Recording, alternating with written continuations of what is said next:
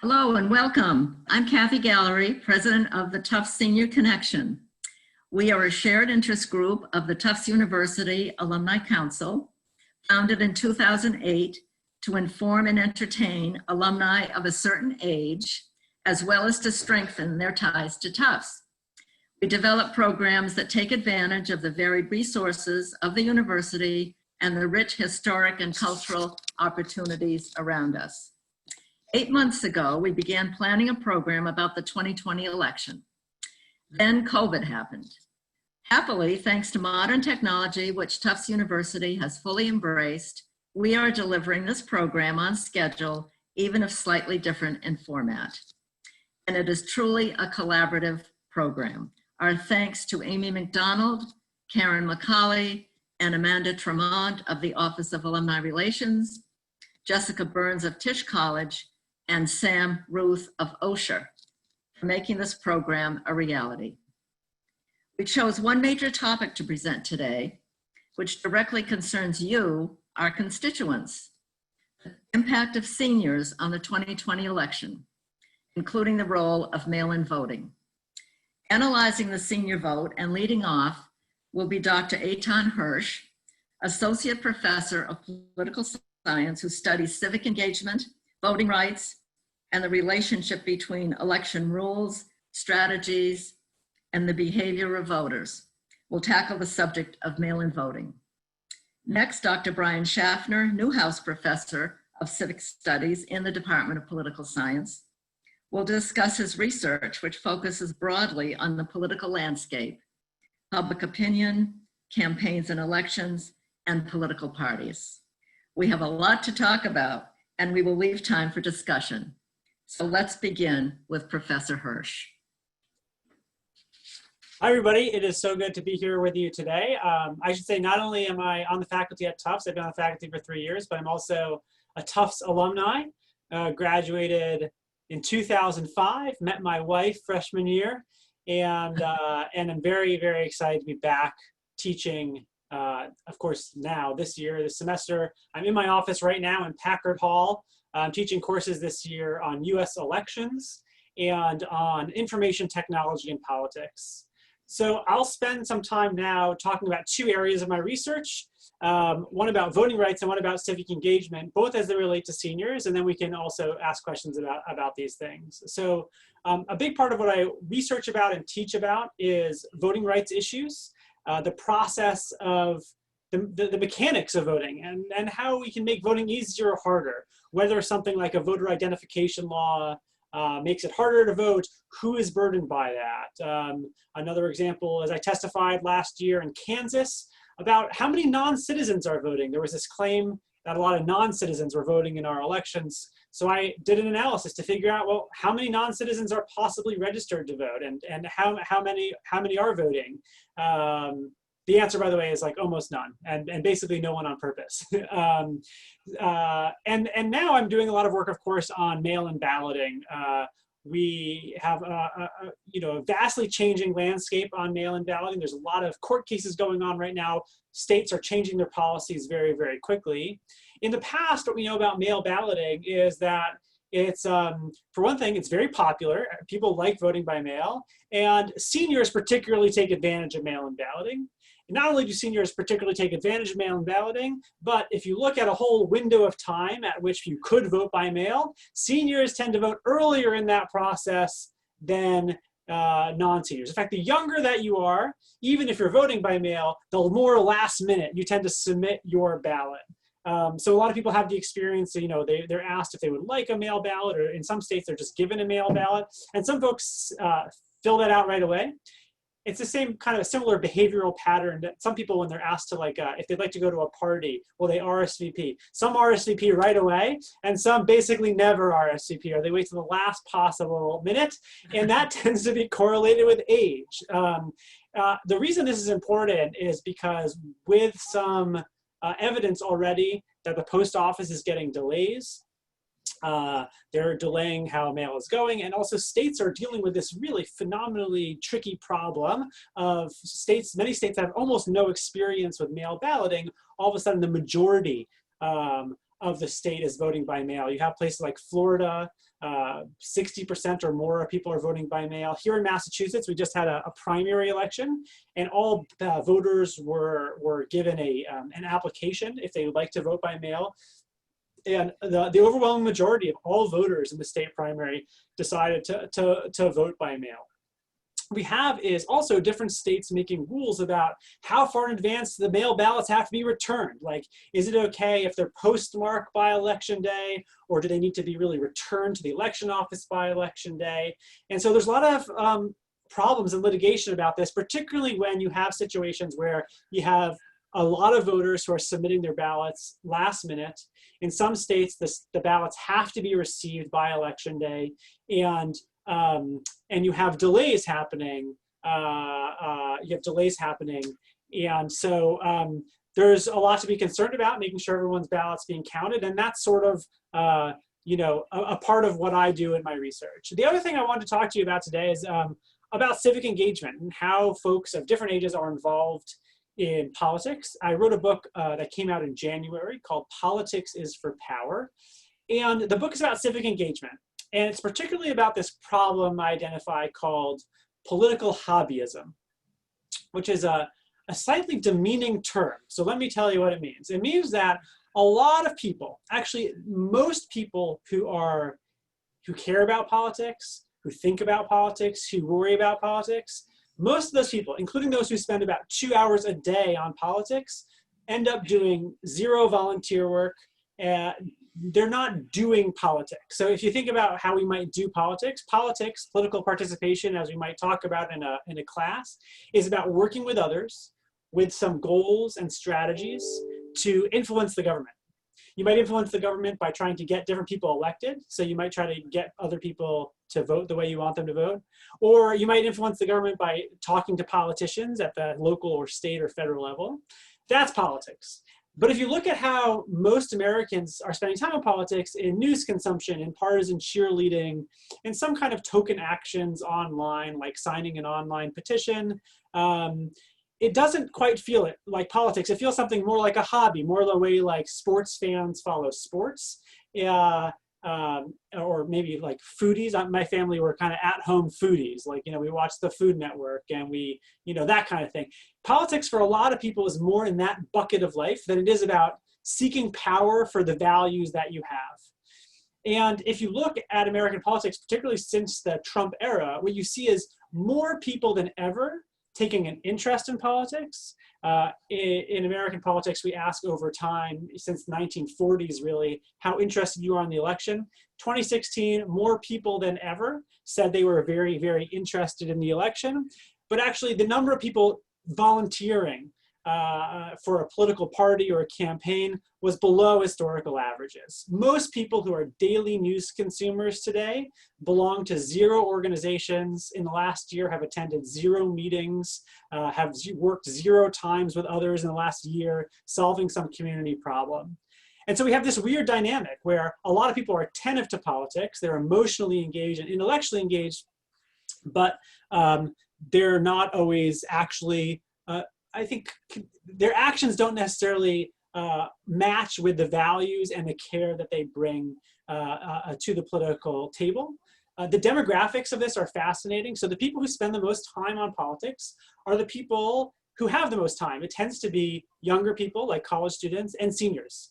Those are the two demographics that spend the most time on politics.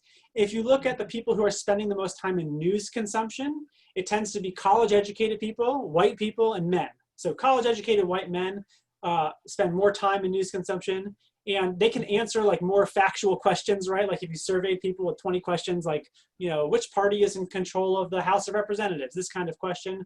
College-educated white men know the answers more than other demographics. They say they're more interested in elections.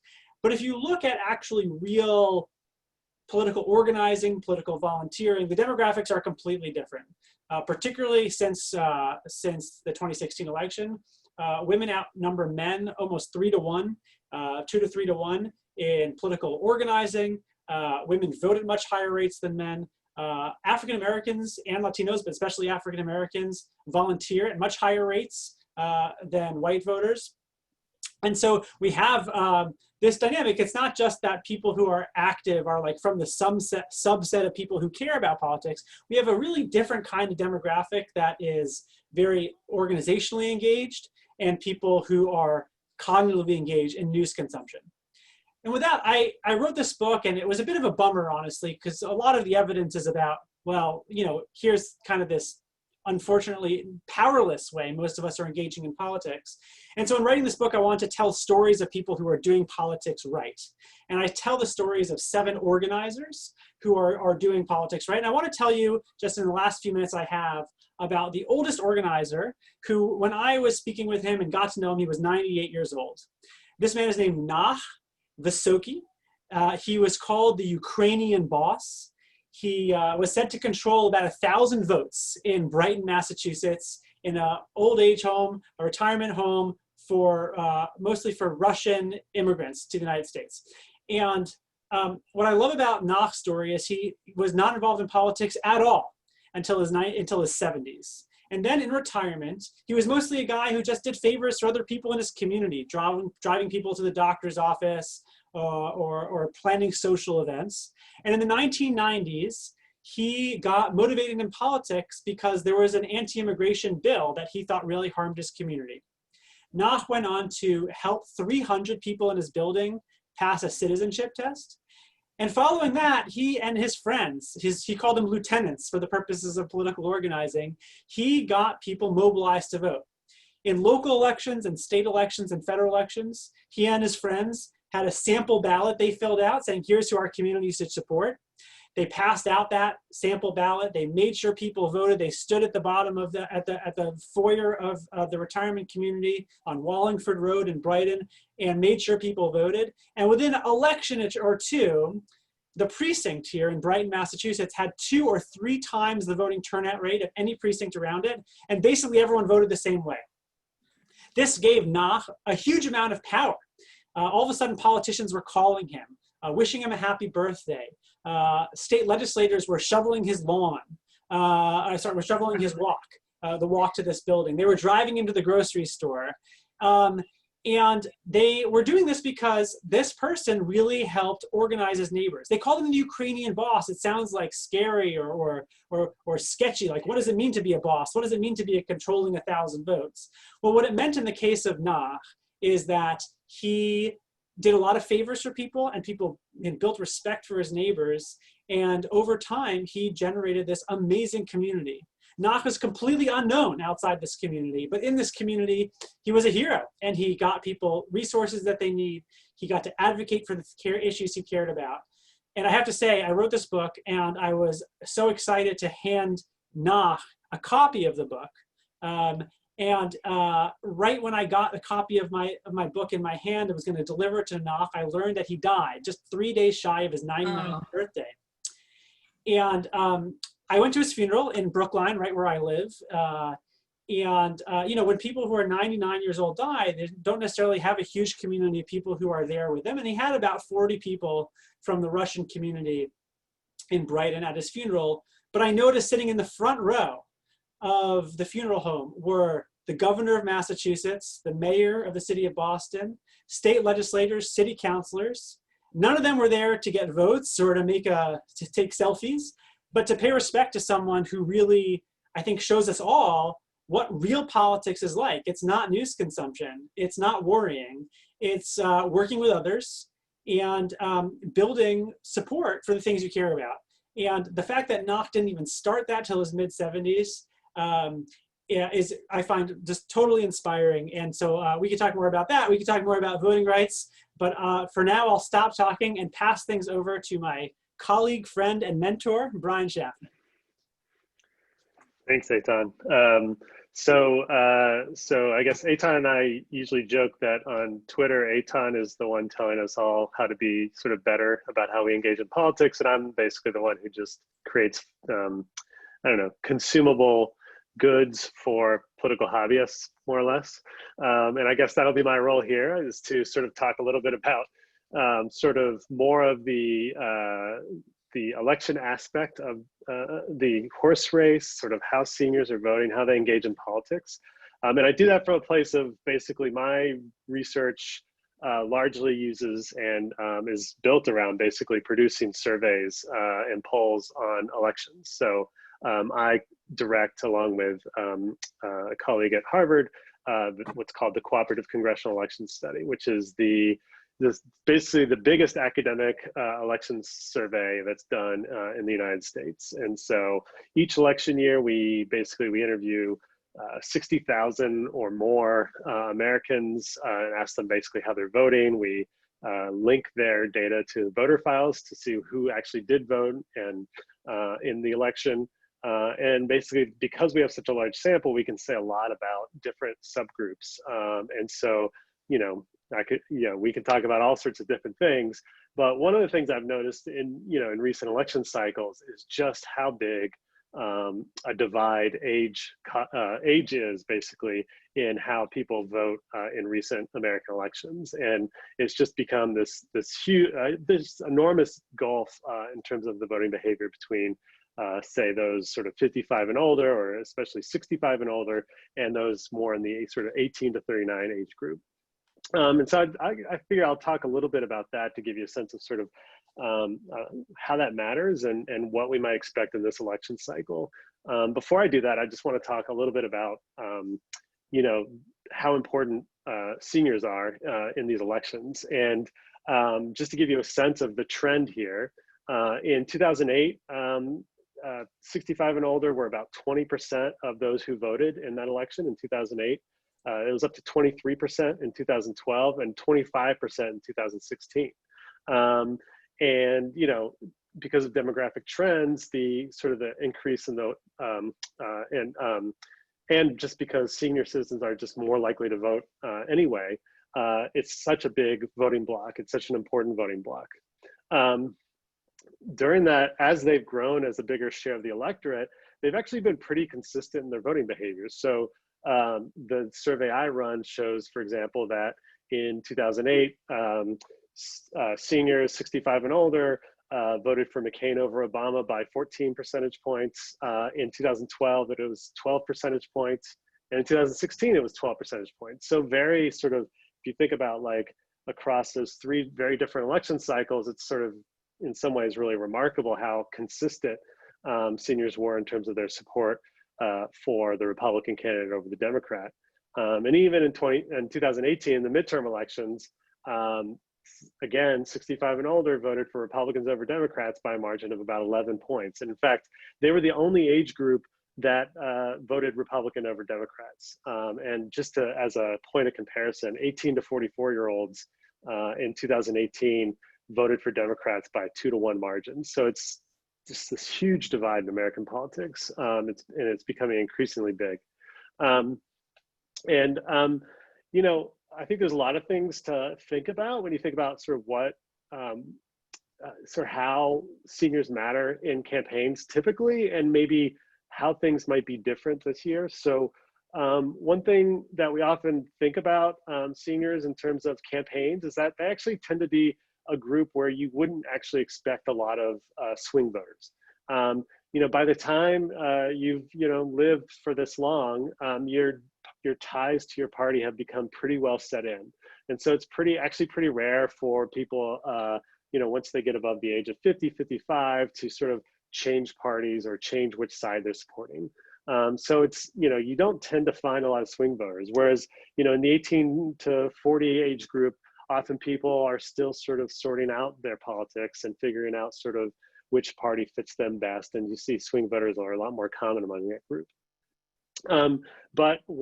But it's interesting because in this election cycle, I think you have perhaps heard some talk of the fact that it looks like things might be a little different in this election.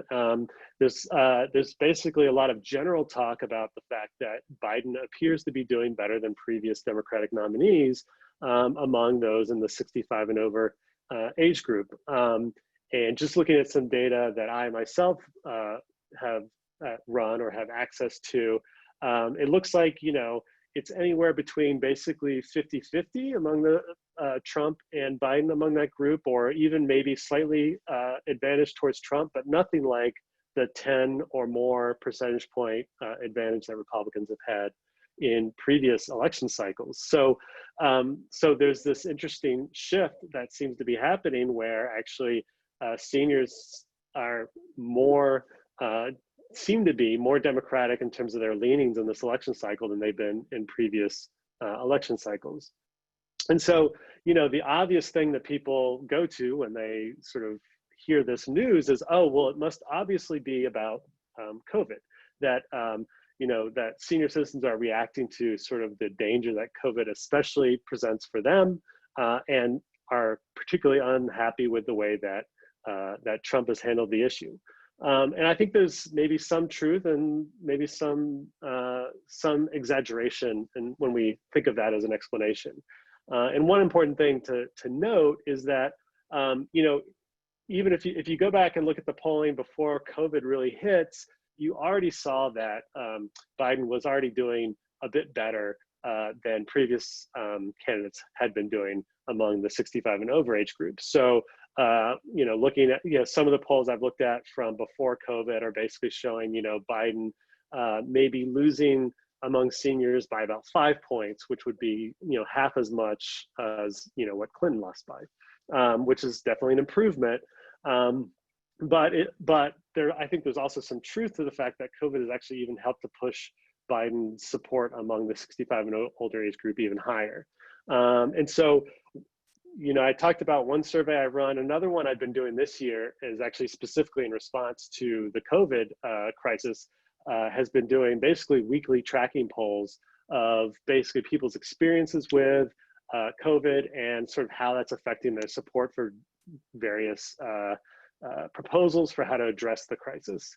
And, you know, we ask lots of questions in this survey, including questions about how worried people are, whether they know someone who's had COVID. And I think, you know, you can see some interesting differences in support for Biden among people who sort of are more worried and who have had experience with COVID compared to those who haven't. So one way to think about this is, let's think about the fact that of people who voted for Trump in 2016, what percentage of those people are now actually planning to vote for Biden, right? So how much support has Trump essentially lost among seniors?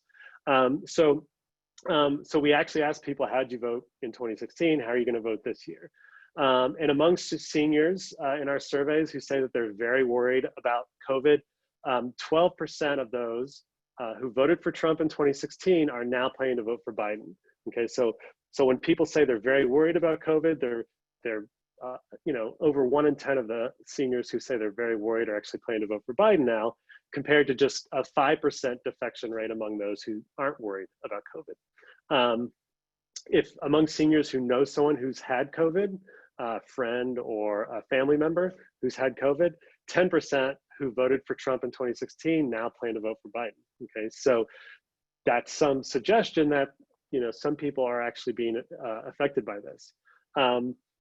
And if we go back and look at our tracking poll, which started in April, in mid-April, in April, basically we find that Trump had about a 4 or 5 point advantage over Biden in April. In May, basically it basically broke even. And since June or July, basically Biden's had maybe a 1 or 2 point advantage over Trump among seniors in our tracking polls. And this coincides with basically another question we've been asking at the same time, which is basically a question about approval rating of how Trump is handling COVID. So we've asked people, you know, how much do you approve of the way Trump has handled this? And if you look at the trend among seniors, it started off where basically seniors were sort of 50-50 on how they felt like Trump was handling this crisis. But it has dropped precipitously through May and June. And basically, at this point now, about 15% basically there's a 15% gap between people who now disapprove of the way that Trump is handling this compared to the percent who approve of this. And this is just among seniors. So among seniors, they're much more likely now to think that Trump is doing a bad job of handling COVID than doing a good job. And again, some of that seems to be affecting his support in the election. And so if we take a step back, that's huge, right? So if we think about, again, thinking, in 2016, seniors were 25% of the electorate, right? They'll probably be maybe even a bigger share this year. And if you see, potentially a 10-point shift in the margin among a group that's 25% of the electorate, that goes a long way to explaining why we see now Biden sort of consistently up by 8 or 9 points in the national polls. But of course, the national polls are one thing, and this obviously, where the election is ultimately decided is the Electoral College. And so, naturally, when you think about the senior vote, you might think about Florida, and obviously, Florida is a really important state because, first of all, Florida's, I think Florida's crucial for a lot of reasons, but one main reason it could be crucial is that, if Biden wins Florida, basically he's almost definitely going to win the election. It's almost, basically 100% chance he wins the election if he wins Florida, but it's also a pretty good chance he's going to win it pretty definitively. And I think, when we hear some suggestions out of the White House that, like it's not clear to what extent we're going to believe the outcome, I think if we're concerned about a potential constitutional crisis, then, a victory for Biden in Florida would obviously potentially mean a pretty definitive outcome, which is one way to avoid such a thing. And in Florida, obviously senior citizens are an especially large share of the population. In 2016, they made up about 1/3 of all voters in Florida were senior citizens. And right now, in some of the polling I'm looking at, 7% of senior citizens who voted for Trump in Florida in 2016 now say that they're voting for Biden. And just as a comparison, only 2% of senior citizens who voted for Clinton are planning on voting for Trump now. And another sort of area where you see sort of the race shifting is among those who voted for another candidate, a third-party candidate in 2016. Among that group, among senior citizens who voted for neither Clinton nor Trump in 2016, Biden is ahead among that group by something like an 80% to 15% margin. So sort of a huge gap there. So it does seem to be the case that there is this shift in support towards Biden among seniors. It does seem to be showing up in polls, different types of polls run in different states, and especially in important states like this. And I think that could end up being a really important key to the outcome in this election. So I'll just sort of, I know we have tons of questions coming in, so I'll leave it at that, and maybe we can open this up for some questions.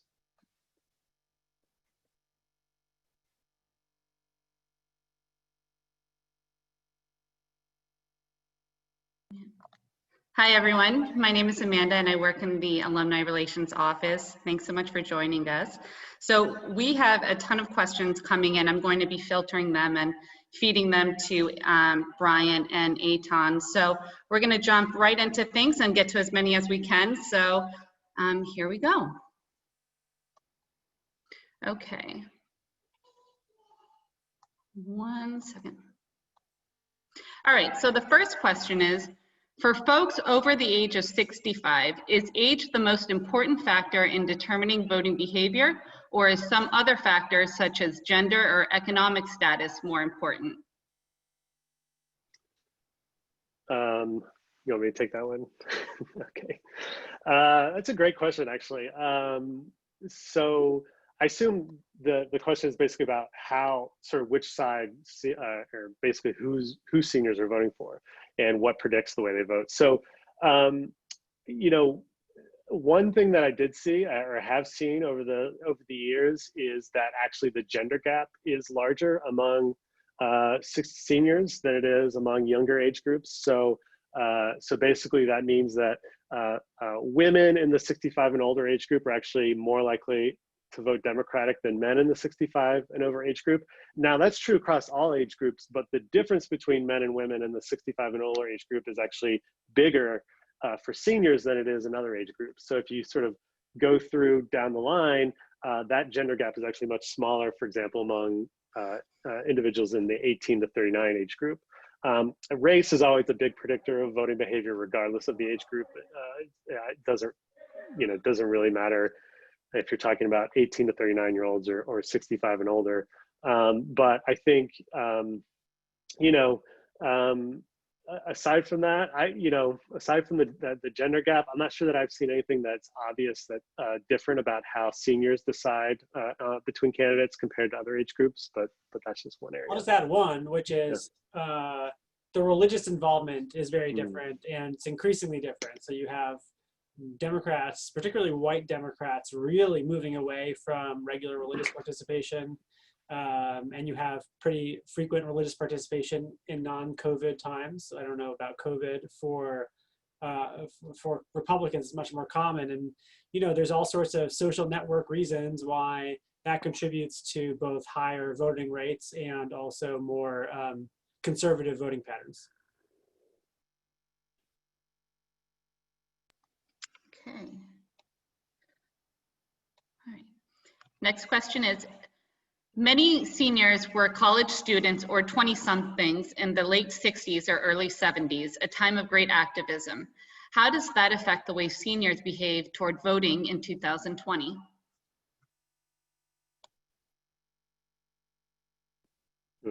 I guess I'll start maybe. Actually, no,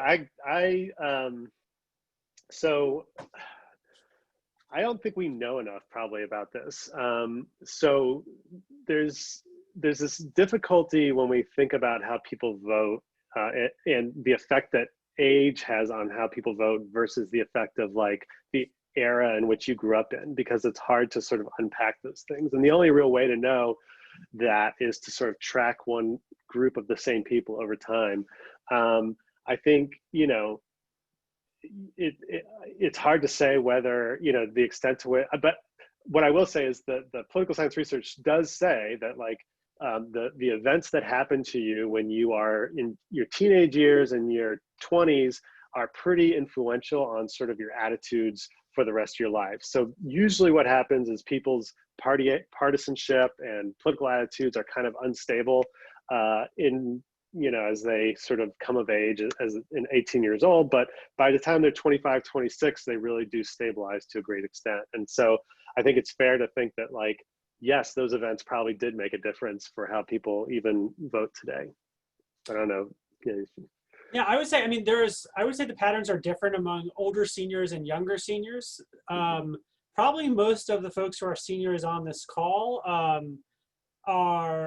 not, like I just was visiting with my grandfather who's 95, 96, a World War II veteran. And we know a lot about that generation as a very participatory generation, and no other generation that followed it, and including the ones that came immediately after, were nearly as participatory. The younger seniors, the ones for whom like the 1960s movements were core to their identity, were far less participatory and organized political participation than the World War II generation. And so actually we see among folks who grew up in the civil rights era, the Vietnam, early environmental movements, not as engaged in long-term kind of power building community activism, but more involved in kind of like marching, which is similar to actually what we have right now among the younger generations, right? So we have, for example, right now, this summer, we've had a lot of protests around Black Lives Matter. A huge number of Americans say that they attended a Black Lives Matter rally. And what happened at a lot of those rallies is a local elected official or local activist would say, "Thank you for coming to this rally. This is step one. If you care about these issues, we need you to come to a city council meeting, and we need you to be involved in actually making some police reforms." And a lot of people don't make that next step. I mean, if you compare any of our generations to the World War II generation, that was a generation that was deeply involved in lots of long-term civic organizations with weekly meetings. And honestly, no generation has matched that. And so I actually think a lot of people are unaccustomed they're accustomed to marches. A lot of people are accustomed to marches and rallies and things like that, but not as accustomed to the follow-up.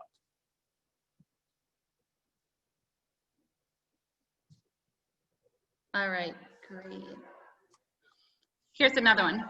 What are the issues that compel seniors to get out and vote? And more interestingly, what are the issues that don't? Honestly, sorry. You want to go first this time? No, you go first. You go first. Yeah, I mean, I'm just going to give like a disappointing answer, I think, which is like, I think seniors vote regardless of the issue. I mean, seniors are the most consistent, voters. They turn out.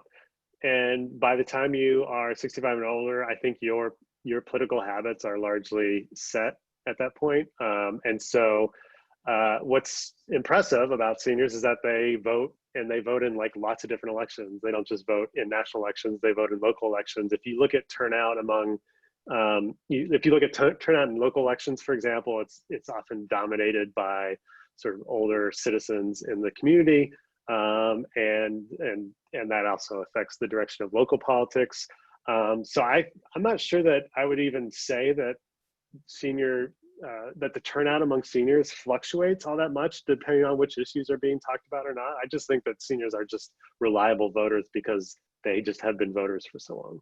But maybe Professor Hersh will disagree with me. I was going to say there's a lot of research in political science about issues that motivate seniors. And obviously, maybe it's not obvious, but generally ones that are closer to kind of the immediate self-interest of voters are motivating them. So, when we've had places and historically when there was big debates about Medicare and Social Security and things like that, that turns out a lot of seniors, not just to vote, but in activism.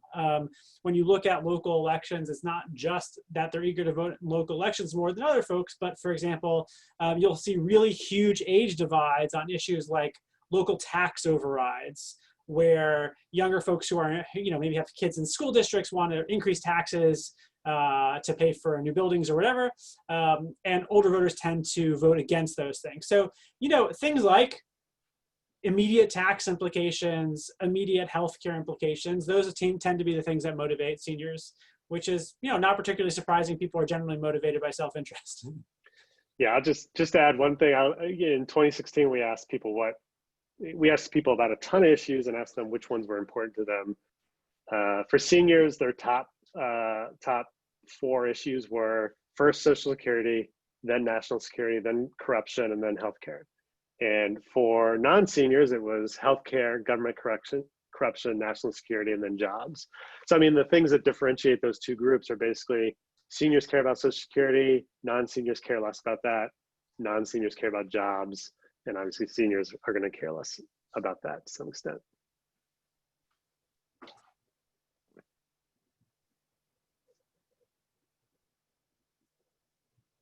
Ready? So advocacy organizations often promote online petitions. By doing so, are they giving people a false sense that they are engaging in advocacy?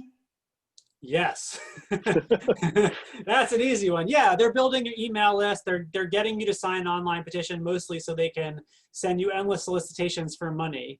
Brian and I actually worked together on a big project about petitions, and it's kind of shocking how silly most petitions are, even those that are sent to the White House.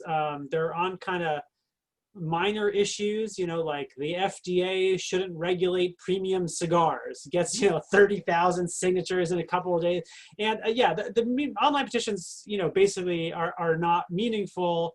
The only circumstances in which they are meaningful are when they are designed to help individual people or individual cases, embarrass some company because they mistreated an employee, or, here's a local hero, let's help that person. But as a matter of policy advocacy, they're basically meaningless. Okay. All right, here's another one. Is there a distinction between politics and public service volunteering? So I think spending a lot of time with political organizers on both sides of the aisle, really, the more I think engaged in real political organizing you are, the less of a distinction there is between civics and volunteering and charitable organizing and political organizing. There's a young woman who I profile in my book who does a program that Tufts has, but other universities around here have also, called Strong Women, Strong Girls. And it's basically college women going into Boston schools and mentoring like second graders and third graders. And the mentorship is,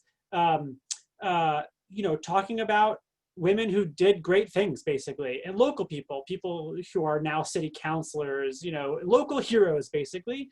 And it's interesting that the college women who do this, they see that what they're doing is not just like community service, but there's a strong political bent to it. And the political bent is that essentially they're teaching about feminism, which is political, and they're also building bridges between mostly fairly privileged college women and who are mostly white and mostly non-white and poor school kids. And I think thinking about those issues of race and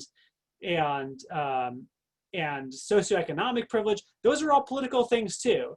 And when I think about that story of Nach, I mean, that's a story of a guy who basically did a lot of favors for his community. You might consider most of what he was doing community service, but he saw absolutely no barrier between serving the community and empowering the community and building power for the things that they cared about. So I think, if you could sign an online petition or do community service, I think only one of those things is politically useful, and that's the one that's community service. Brian? No, yeah, I totally agree.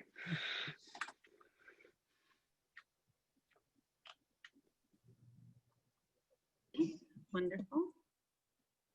All right, here's another one. I'm sorry, that's my toddler son in the background. It's dinner time down here. Okay, even after the election, regardless of the presidential winner, is there any way that this great cultural divide can be healed and a more unified society reestablished, or are we in for endless years of hardened attitudes, internal conflict, and disagreement? I have an answer, but I'll let you go first, Brian. Yeah, so it's a great question. I was just talking to a reporter about this recently. I think in 2016, or right after the 2016 election, a couple of colleagues and myself did an analysis of how people voted in 2016, and basically we found, there's that it wasn't really about economic insecurity or economics at all, about why people voted for Trump in 2016, but it was more about racial attitudes and attitudes towards sort of equality for women and racial and ethnic minorities. And so that sort of gets talked about a lot and gets focused on a lot, and especially as we sort of come to 2020, where again, I think these issues are coming up. I think a lot. I think there's this conventional wisdom that Trump wants to use these issues to sort of undermine support for Biden. And there's some people who even suggest that this will work, although I don't think we have any evidence that it is working or is doing much on that front. But regardless of whether it works or not, the bottom line is that the 2016 election was more divided in terms of on these sort of identity politics lines than the election in 2012 had been. And the 2018 House elections were more defined by those identity politics than previous House races had been. And so we're at this point where, again, we're talking about these issues during an election campaign. And of course, the concern is sort of that, we'll have another election that's very much defined and breaks down along these sort of identity politics lines. And does that mean sort of that's just going to tear further at the fabric of society? My view is that, I think there's a lot going on here. I think one thing that you can look at since the 2016 election is actually that the attitudes, sort of the way that whites and especially white Democrats answer questions regarding sort of identity and racial equality and equality for women have actually become more progressive in the wake of the 2016 election. So we've actually seen in some ways, sort of more attitudes move in a more progressive way. At the same time, we've seen that like those who do hold sort of maybe fringe attitudes on some of these issues have become emboldened by Trump's rhetoric and are more willing to sort of speak out in ways that I think are dangerous for society and worrisome. So ultimately, I think it's going to matter sort of, to me, if we think that, you know, on November 4th, basically, if we think that the current polls are right and that, you know, Trump loses this election, I think it's, you know, the Republicans are probably going to be thinking hard about what they want to do in the future to win the next election. Every party, when they lose a presidential election, thinks about, you know, where they went wrong and how they want to shift course to win the next election. And I think, you know, a lot of what the 2020 election will mean for sort of identity politics in the US and just sort of the role of identity in society as a whole is to some extent, not entirely, but to some extent in the hands of Republican elites, elected officials who, and sort of how they decide to move forward. And their decision's going to be, you know, do we want to continue down the path that Trump sort of paved in 2016, or do we think that that's a pretty limited strategy, which I tend to think it is, and do we want to broaden our appeal in order to be more competitive in future elections? I think the latter is strategically the right move for the party in the long term. I think, you know, they're looking at a dwindling vote share if they continue down the path that they're on, and I also think it's the better path for just the role of identity politics in American society too, because, you know, if that rhetoric doesn't get tamped down a bit, I think it can be really dangerous going forward.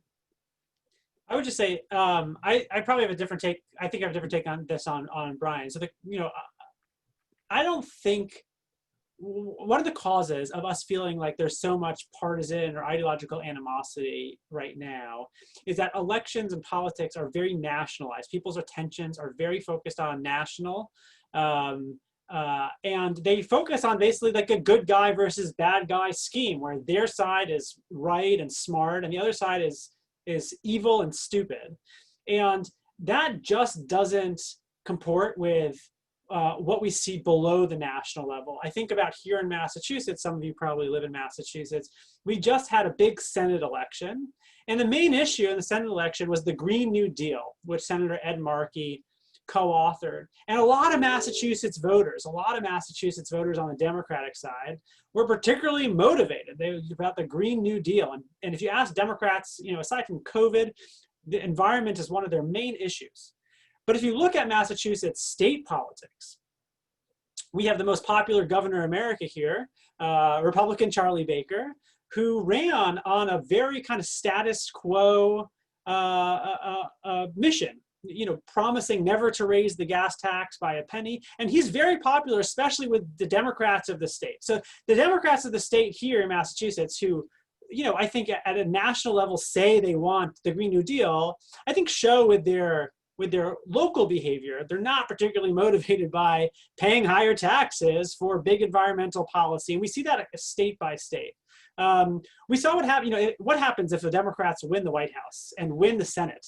Our best guess of what happens is the same thing that happened last time that happened, which is in 2008, which is Democrats take a breath, they rest, they don't turn out to vote in the next election, and then, you know, the whole thing starts again. So I think that beneath the surface of high tension is actually, for a lot of people, a very high satisfaction with the status quo, an unwillingness to pay for big proposals that the Democrats have, an unwillingness to go in the other direction too. And we have situations like in the state of Kansas, you know, defunding the public school system. That doesn't go over very well either. You have basically, when it comes down to real, like making your country and your state and your town work, we have very kind of centrist, middle of the road status quo preferences. And we have that in the most liberal areas of the country and the most conservative areas.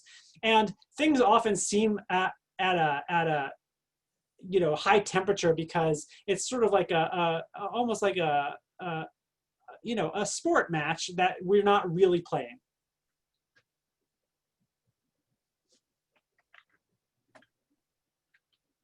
Okay, great.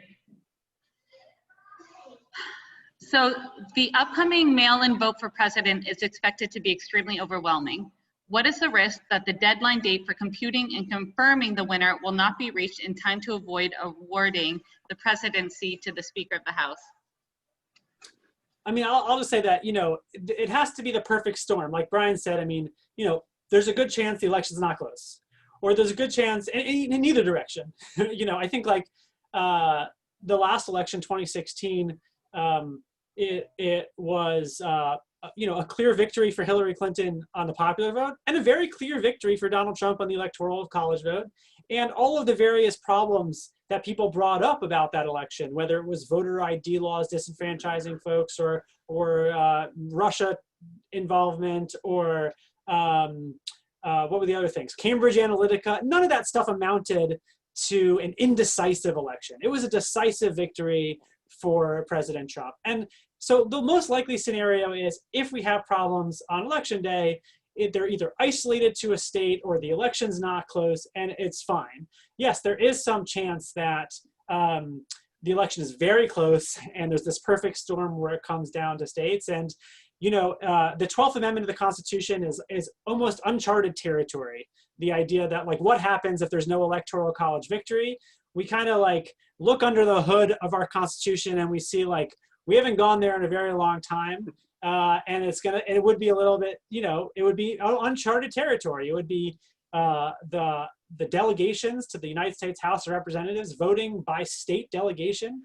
And, you know, who knows? It's unlikely we'll get there, but it's possible.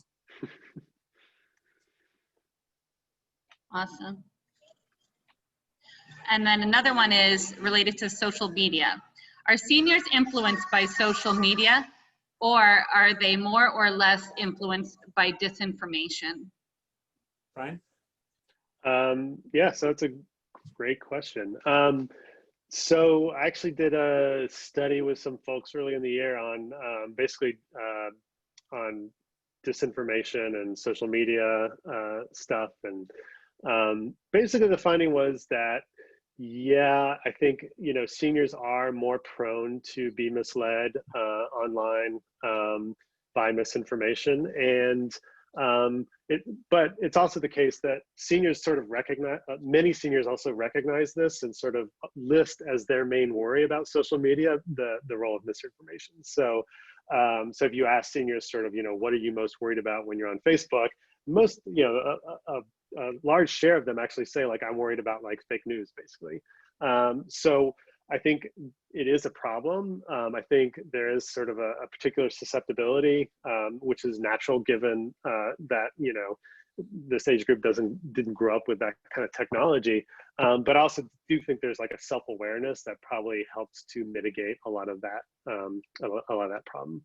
Yeah, we also know that the highest consumers of fake news in 2016 were also the people that were the highest consumers of real news. It's not really, fake news is not really a story of, you know, people getting duped. It's a story of people who love politics and then they see something exciting like, you know, oh, did you hear this unbelievable thing that Hillary Clinton did or that Donald Trump did? And you don't really care at that moment whether it's true or not. It's just kind of exciting. And so when it's the highest news consumers, the most kind of savvy news consumers who are reading this stuff, which is most of the situation, I don't think we're concerned about it. It's just that it's just like, that's like their fun game. That doesn't mean it's good for the world. I'm just saying it's a reason to be less concerned than if it was mostly affecting people who were least engaged in politics.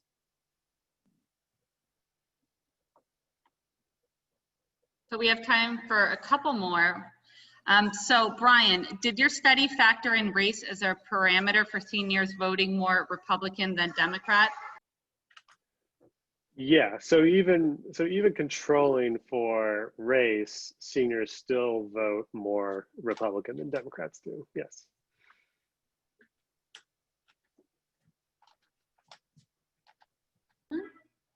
Is how can seniors or any voters have a meaningful impact on political campaigning or the process as a whole? What can they do to have their voices heard? So what I would say is, be like Knock, be like this man who I highlighted in the beginning of this talk, which is like, first of all, vote, okay, and vote in every election, which is hard. A lot of people don't even know where to begin looking for information about their local government. How does it work? What are my interests? What are interests of people I care about? A lot of the issues that are most dear to people on both sides of the aisle, economic development, racial equality, housing, education, these are hugely impacted by local and state government, and yet we have very low turnout in those races. So, be a voter. And the second thing is, I think that the way that Nach and all the political organizers I've studied think about politics is like, if you have time to be more than a voter, then your goal is like, how many lives can I change? How many more people do I have it in me to convince? And very quickly, I think you'll find there are people all over the place who actually, you might be the best person to talk to them about voting. You might be the best person to talk to them about who to vote for. You might be able to persuade them. I have to say, like, in my own little world where I live in Brookline, Massachusetts, whenever there's a local election, I send to about 100 people, here's my list of people I'm voting for. And I get emails from, a dozen, 2 dozen of these people saying, I went to vote and I just took your slate with me. And that makes me feel a little bit more like Nach, like I just, increased the power of my own vote. And it was local, it was people I know, and they voted the way I suggested because I'm in a long-term relationship with them. They trust me and I trust them. And to me, that's what politics is all about. And I think it's a much more gratifying way to be involved in politics, and more important way than some of the kind of at-home cheerleading that we often have online today. Yeah, I would totally agree with what Professor Hersh is saying there. I think, and reading Professor Hersh's great book, which you should get and purchase and read, and actually working on a book of my own, I think I've become increasingly convinced that, like, if you want to spend time actually affecting, having influence in the world, you should vote in national elections, but do like nothing else focused on national elections, basically, and really focus on local politics. It's way more important, and most people ignore it, which could be good for you because it means like you actually will have undue influence on the outcomes. I think some of the stories in Professor Hersh's book, talk about basically 40 people in a community getting together and having this incredible influence on what happens in that community, just with such small amount of organizations. So I would say focus on changing things locally, vote in national elections, but focus your energy on local politics. Sounds great. Well, thank you both so much. I know we got so many questions coming in. Unfortunately, we weren't able to get to all of them, but we certainly had a very engaged audience. So thank you both. And with that, I'm going to hand it over to Linda Dixon. Hi, everybody. Linda Dixon here from Tufts Senior Connection. And let me add my thanks to Professors Eitan Hersh and Brian Schaffner for bringing clarity and enlightenment to a very complex topic. As Kathy Gallery said earlier, the Senior Connection usually holds its programs in person. So tonight was in the nature of an experiment. We wanted to test whether a Zoom program would be well received. I think we have our answer. Judging from the attendance, from the incredibly stimulating question and answer session, and from all the questions we were unable to answer. I do believe the answer is yes. So hopefully we can bring you more programs like this in the future. Stay tuned. On behalf of the Tufts Senior Connection, the Tisch College, and the Office of Alumni Relations, thank you all for attending our program this evening. This concludes today's program. Thanks again, and good evening.